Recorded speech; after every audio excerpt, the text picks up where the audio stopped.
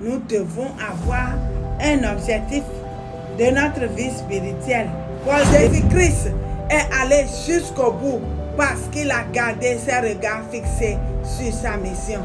J'espère que vous n'êtes pas un chrétien passif, un chrétien spectateur, un chrétien qui n'est pas actif. Non.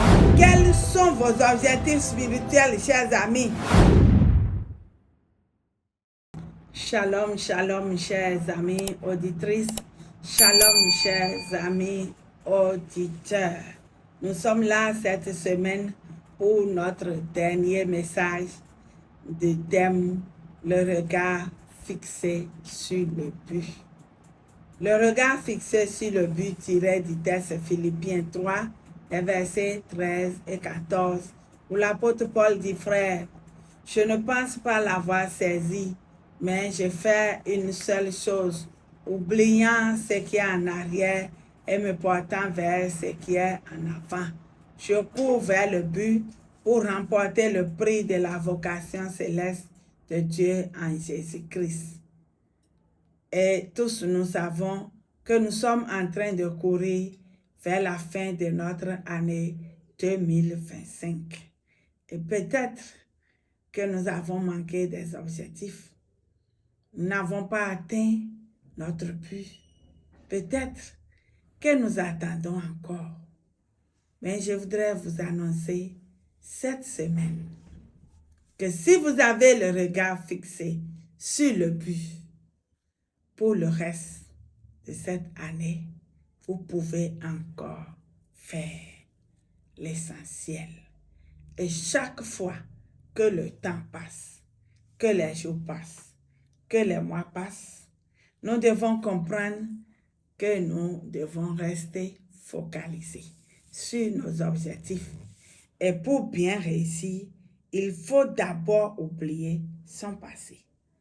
Oublier son passé, les échecs, les réussites et tout, il faut oublier. Et aussi se porter vers l'avant.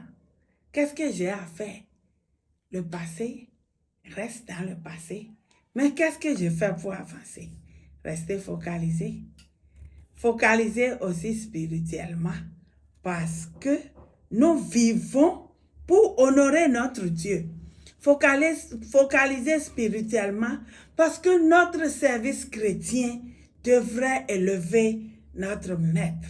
Le Seigneur Jésus-Christ a été l'exemple le plus parfait pour notre ministère, pour notre vie chrétienne. Et alors, nous devons apprendre à nous soumettre à la volonté de Dieu, à le servir avec abnégation, oubliant notre personne et en l'élevant.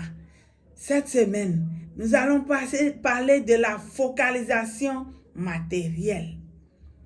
L'appel céleste n'annule pas les responsabilités terrestres. C'est vrai que nous devons nous focaliser sur notre vie spirituelle, mais notre corps aussi a besoin du matériel pour rester et tenir notre âme. C'est pourquoi, chers amis auditeurs, chers amis auditrices, nous devons nous focaliser sur le principe d'une seule chose à la fois. Qu'est-ce que nous avons comme priorité? Est-ce que nous pouvons nous discipliner et avoir une planification claire? Un objectif sans plan n'est qu'un souhait, chers amis. Et une personne qui se discipline dans 10 projets à la fois finit souvent par n'en réaliser aucun. Chers amis, chers frères et sœurs, je vous respecte bien. Je sais que vous avez des talents. Je sais que vous êtes compétents. Vous êtes dynamique. Vous pouvez faire beaucoup de choses. Mais je vous invite à prendre patience et aller pas à pas. Commencez par une chose pour atteindre la deuxième, la troisième et la quatrième. Si nous nous jetons à tout faire, est-ce que nous pouvons réussir? Est-ce que ça ne devient pas une distraction? J'ai 10 projets pour cette année. Est-ce que c'est possible? Non. Restons focalisés sur un objectif. Et la Bible Vous voyez, elle honore le travail. Elle honore la bonne gestion. Nos objectifs matériels doivent être soutenus par notre vocation céleste. Chers amis auditeurs, nous ne devons pas remplacer un objectif par un autre parce que nous n'avons pas encore vu clair. Il faut se patienter. Se patienter et réunir tous les moyens pour pouvoir réussir. Parfois, nous sommes impatients, pressés. Nous n'attendons pas. Et nous trouvons que, c'est trop tard. Non, attendons jusqu'à être sûrs que les moyens et tout ce qu'il fallait ont été mis en place. Et nous devons changer maintenant d'objectif et avancer. Chers amis auditeurs, fixez-vous des objectifs clairs, réalistes, mais ambitieux. Est-ce que vous savez qu'il faut forcément éliminer les distractions qui nous volent notre temps et notre énergie avant de réussir?